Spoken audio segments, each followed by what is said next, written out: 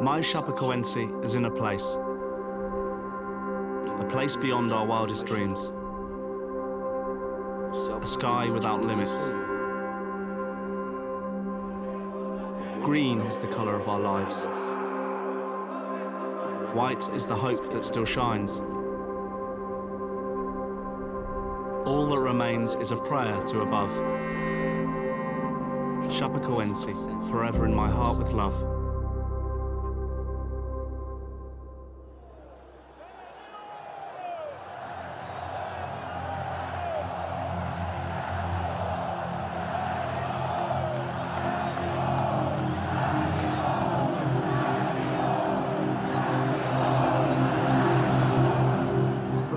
For most South American clubs, the Copa Sudamericana isn't always given the credit it deserves.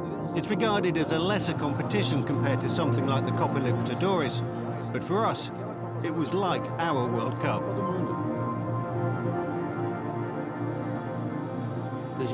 We talk a lot about Danilo's save in the semi-final against San Lorenzo.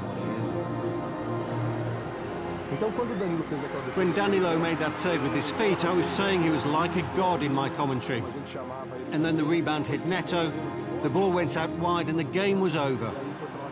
When the referee blew the final whistle, tears were inevitable. It wasn't just a game of football, it was a city, a region, the whole state of Santa Catarina that had a team going to the Copa Sudamericana final for the very first time.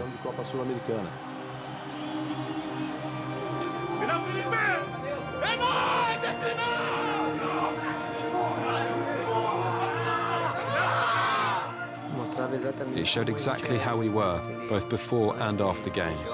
That party atmosphere in the dressing room. Because we knew that we were making history. I think the squad was united. There was no sense of egotism. We just all wanted to make history together, and that's what was happening.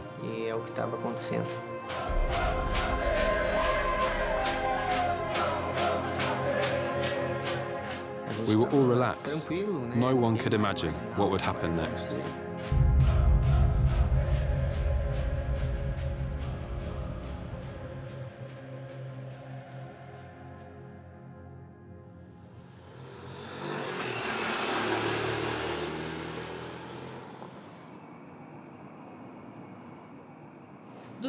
Out of the 20 teams in Brazil's first division, only 2 are not based in state capitals. One is Ponte Preta, the other one is Chapecoense from Chapeco, a city with a population of just over 200,000. Chapeco is very far from the other football cities in Brazil. It's in the west of the state of Santa Catarina and over 500 kilometers from our state capital.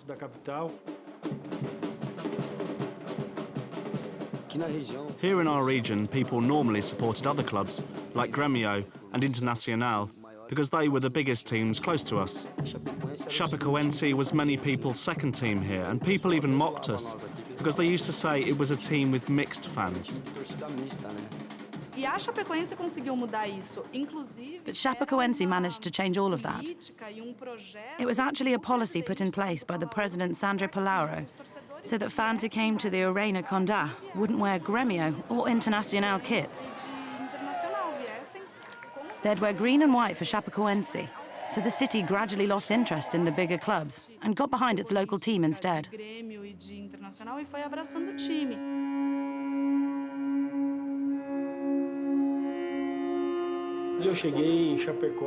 I arrived in Chapeco in May 2006. The club was going through a very difficult time and had lots of debts and was in real financial trouble. The fans didn't believe in the club anymore. It was essentially a club without hope.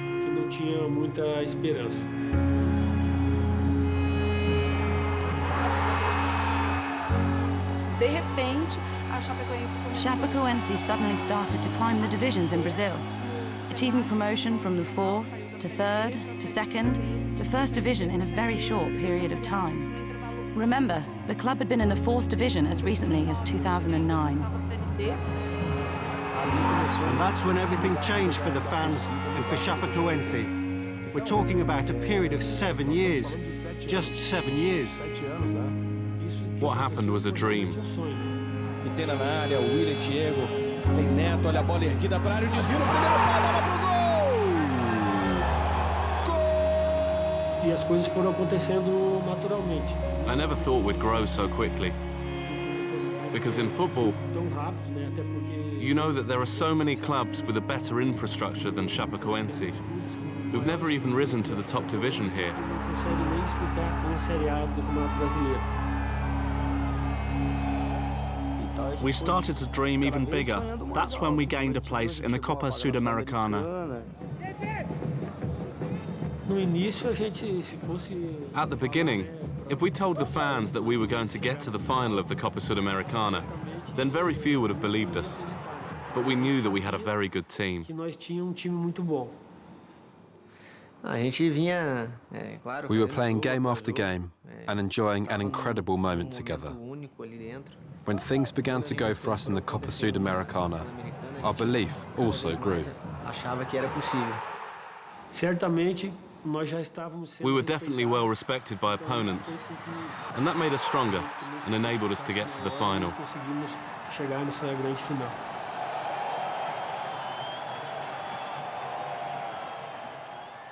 We'd already made history, but we now wanted to make history as champions. On the 28th of November, Chapecoense's players, along with 23 staff members and 21 journalists, left for Colombia to face Atlético Nacional. Brazil's fairy tale club sought its happy ending. I'd never done an international trip for my channel as a reporter. I was very happy and couldn't wait. I called my parents to tell them I'd be going to Medellin. When we found out that they had chartered a flight and most of the journalists were going to be on it, we asked if it might be better to be on that same plane.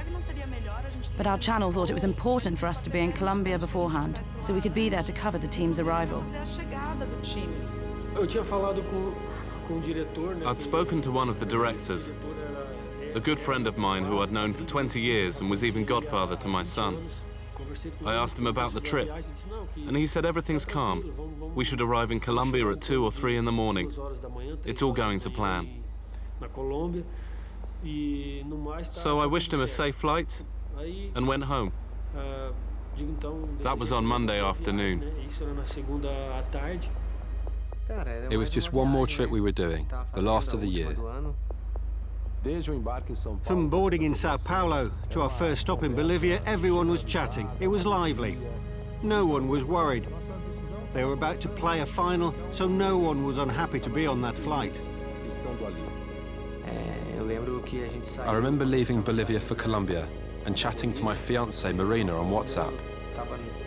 I couldn't really hear what she was saying in her audio message because the other guys were playing music at the back of the plane. It was a very happy atmosphere. Unfortunately, things didn't go as planned.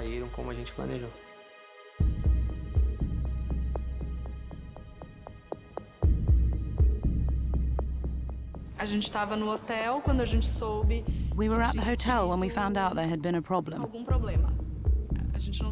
We didn't know what the problem was or how big it was. We just knew that air traffic control had lost contact with the plane. Na terça, At 4 in the morning on Tuesday, I received a call from my friend's wife. atendi ela I answered and she said, "Nivaldo, do you know what's happening?"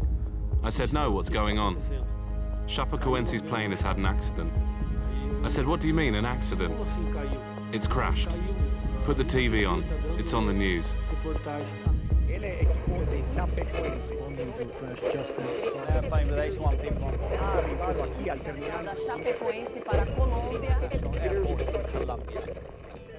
I don't remember what happened. I don't remember the crash. I just remember waking up in hospital. The lights went out, the engine shut down, but the plane didn't seem like it was falling. It maintained its flight path until the moment of impact, and everyone now knows the rest. Every now and then, an image comes into my head. I think I remember my teammate Jackson Follman praying. I remember the plane jolting and Follman praying, but I didn't know if it was this trip or another one. I asked Follman, and he said it was this one. But that's all I remember. We first headed to the airport to try to find out more on what the problem was. There's no sign of them at the airport. There's no news. Nobody knows what's going on. Por momento eu pensei que fosse talvez For a moment, I thought it might be an emergency landing or something not that serious. tão séria, né? E o tempo foi passando. But our hopes began to fade as time A passed, esperança foi diminuindo. and it became something awful that no one could ever have imagined. Era lamentável que ninguém queria que acontecesse. Chapecoense's plane had run out of fuel just 18 kilometres from Medellin airport. Only 6 of the 77 people on board survived.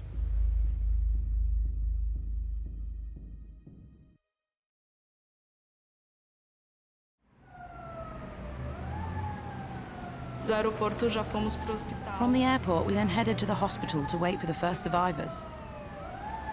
When we got there, no one had been saved yet. Then Alan Rochelle and Raphael Hensel arrived. They were very emotional moments because you hear an ambulance approaching.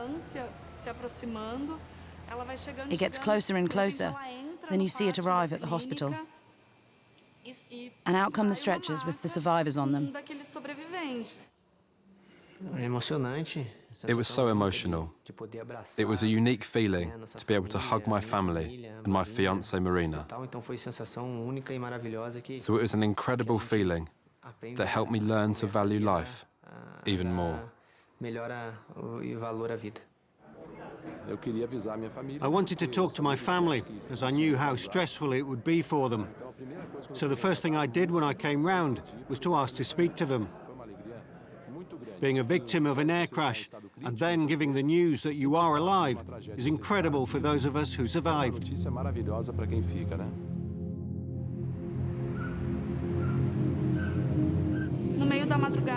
The search was called off in the early morning. It was raining very heavily in Medellin and they stopped the search, saying that there were no more survivors. Then suddenly there was news that they had found one more survivor.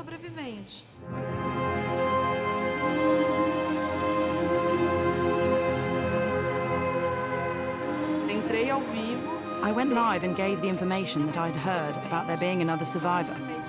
But I only confirmed that it was Neto when the ambulance got to the hospital and I could see the documentation. That's when I said, yes, it's Neto. I believe that God has a reason for everything. So I don't think I'm here because I'm special or better than someone. I'm not any of that. God has a plan for me here on earth.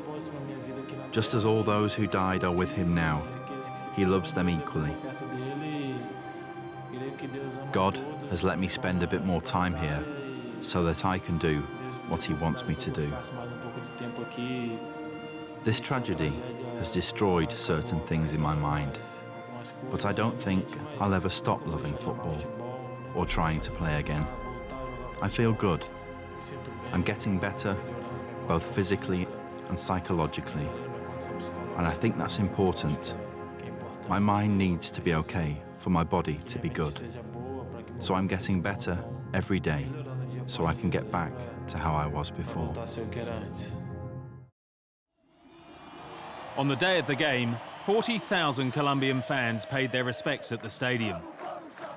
And in a gesture of solidarity, Atlético Nacional forfeited the result and requested that Chapecoense be crowned as Copa Sudamericana champions. Mas é impossível não lembrar. It's impossible not to recall what Atlético Nacional did, both their fans and the ability of the club in organising such an incredible tribute in so little time. The support and love from the Colombian fans at every step has helped us so much in coming through the other side. We know just how difficult it is for fans to cheer for the other team. And what I saw, felt and experienced in Colombia was a voluntary and impromptu outpouring of fraternity. Colombians chanting and singing like they were in Chapecoense. It showed the true essence of football. Football has refound its soul from this dramatic and tragic incident. That's the legacy. We can now view football in a different way.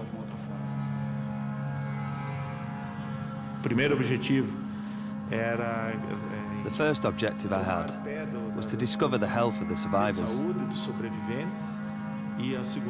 The second objective was obviously to bring home the bodies as soon as possible for identification. They were really difficult days that I never wish to experience ever again. We had to wait Tuesday, Wednesday, Thursday, Friday and Saturday for the bodies to arrive here. So I think that week was maybe, no, not maybe, definitely the longest week of my life. And it was the same for everyone in this city too.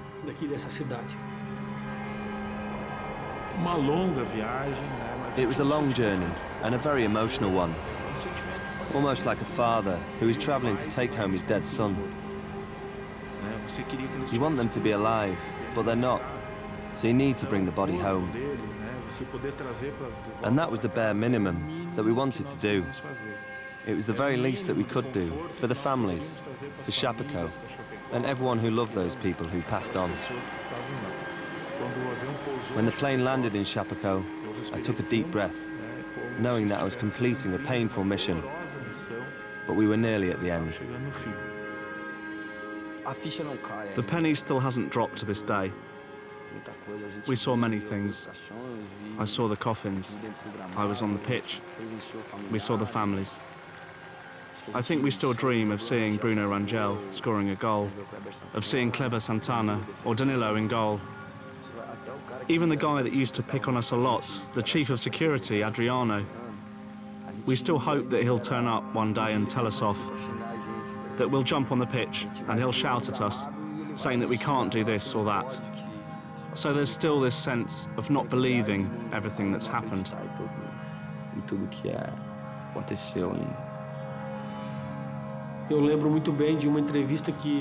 I remember an interview that the coach Caio Junior gave in a press conference the week before, and he said that he was proud of our team.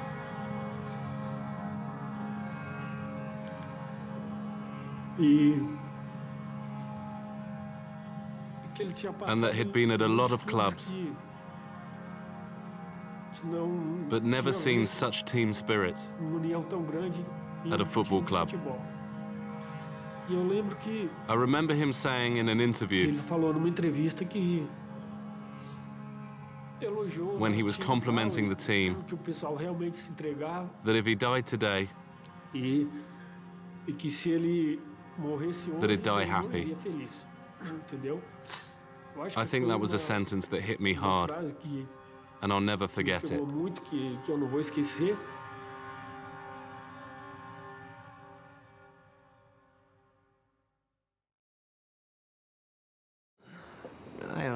They're heavy scenes that I try not to think about. When my fiancée looks back at it, she cries a lot. She gets so emotional. So we try not to look back too hard at what happened, and we're trying to live our lives in the best way possible from this point onwards. Obviously, nobody will ever forget what happened, but we have to get on with our lives.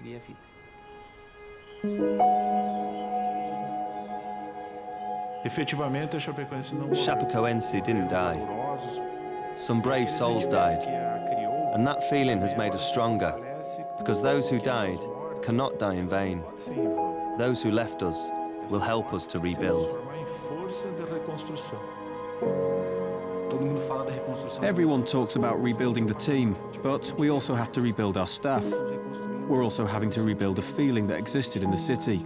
It goes far beyond simply putting a football team together again.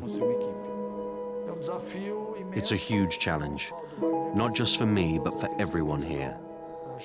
I think that any coach who took over at Chapecoense would have the biggest challenge of their career.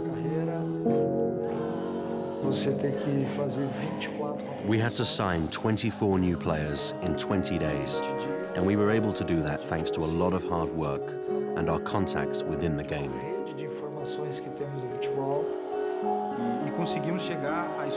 We were able to choose the players that we wanted.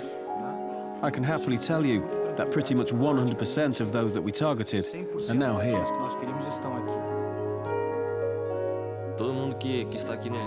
Everyone here was chosen. We're going to have to fight so hard to bring back a bit of joy to the fans. All of us want to do that. And I'm sure that the squad we have now is capable of bringing the good times back. We'll absolutely go after the title in every competition we play in. We're a young team, but we're young players with a lot of experience. And I think that will help us this year.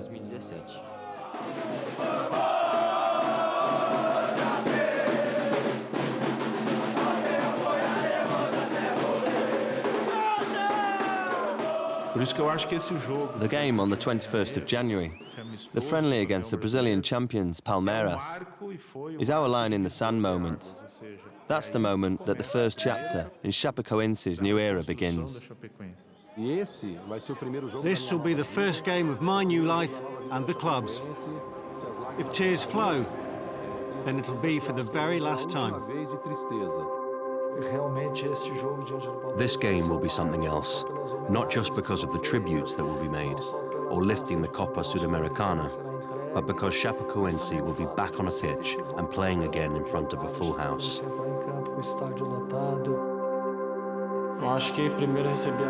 I think it will be surreal to lift the trophy before the game against Palmeiras.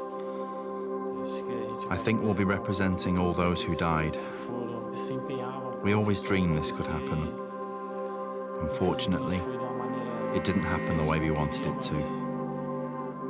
But I'll be very proud to lift the trophy with those who will be with me and those who will be remembered eternally.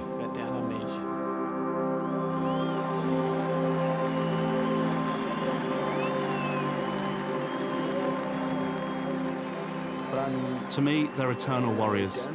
They gave their lives for us to win the Copa Sudamericana.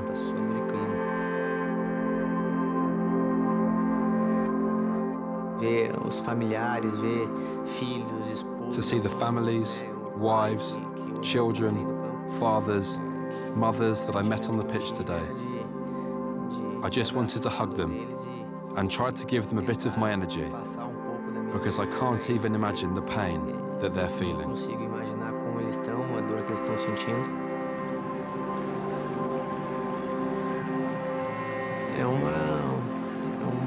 It was a unique moment, because we will probably never see something happen like this again. A whole new set of players introduced at the beginning of the season at a first division club. We're going to support them, but they must wear the colours with pride. It's obvious that they will never be the ones that have gone, but they might be better. Maybe the determination, the humility, and hard work the others gave will serve as an example to them. This is more than just a club. It's more than just a football team. We're representing the spirit of a town and the spirit of a community and the fighting ability that these people have. If we're able to take that out onto the pitch with us and absorb those characteristics of Chapecoense and Chapeco, then I'm sure we'll do extremely well.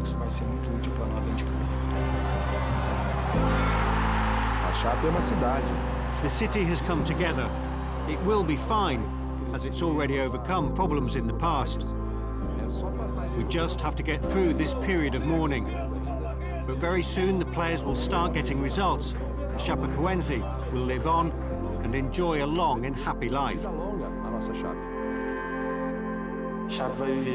Chapecoense is still alive and well. It's an honest club that does things the right way. It's different to other clubs. And if it continues in that way, with that honesty, sense of friendship and family, then it will live on and live well. I hope that happens.